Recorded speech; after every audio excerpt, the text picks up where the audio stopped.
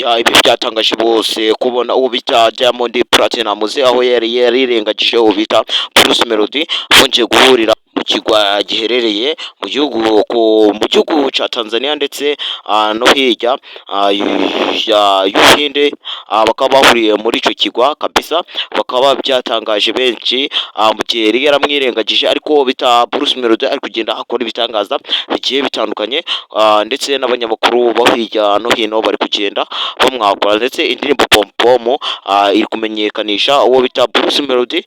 Uwo bita Bruce Melody ari kumenyekana cyane, kandi urabona ko uwo bita Bruce Melody cyane cyane yakoranye na Harmonize indirimbo nyinshi cyane zigera muri 2, ndetse n'abandi bahanzi bo muri Uganda harimo Parazo, harimo ndetse na Shiba Karungi, ndetse n'abandi bagiye batandukanye nazabaye hiti nk'iyi ndirimbo Pompomo.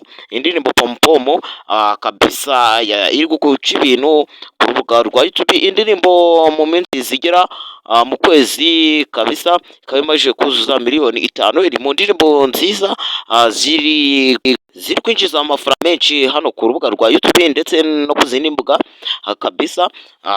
Kandi uwo bita Bruce Melody yatangaje ko mu gihe yari yagiye gukora amashusho y'indirimbo afite muri izi minsi ari gusohora, yahuye ndetse n'undi muhanzi wo muri Nigeria, baza kumvikana yuko bazakorana indirimbo kabisa. Kandi uwo bita Bruce Melody yatangaje ko icyo musabwa ni ukumukurikirana nk'abakunzi be, icyo agiye gutanga umuziki muri izi minsi kabisa bigiye bitandukanye. Kandi uwo bita The Ben, abafana be bari kugenda bamubwira ati ntudakora kabisa uraza gusigara, yuko uwo bita Bruce Melody ibintu birimo neza kabisa. Kabisa ikintu twavuga cyo nuko timu ya Bruce Melody kabisa ifite amafaranga, ndetse n'abaterankunga ba Bruce Melody bafite amafaranga kurusha aba The Ben kabisa. Kandi ukuntu ibintu bimeze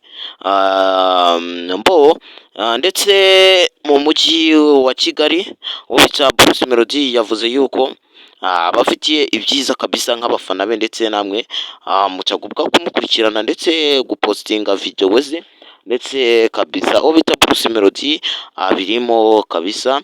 Ndetse abafana ba The Ben bari kuvuga yuko uyu mugabo ibintu ari gukorera kabisa nta bisanzwe, yuko ari gukora cyane kabisa nk'uko cyakora kabisa. Abantu benshi bari kuvuga ati muri izi minsi ntayoroshe kabisa, ndetse anapostinga. Kandi nkubwira yuko muri zino minsi Bruce Melody afite igitaramo kabisa, ari kumwe na Bakarongi. Gwagwani tuzahure mu zindi video zigiye zitandukanye, ndetse n'andi makuru kabisa. Nkomeza mbabwira ati ukeneye kwamamaza nimero ni yanyu, ibikorwa byawe tubyamamaza neza 5 ku kandi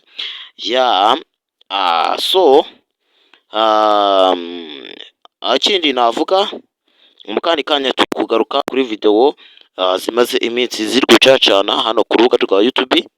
Benshi bakeneye amakuru, wakora subscribe kugira ngo buri kintu cyose kinyuze hano kigende kikugeraho kabisa.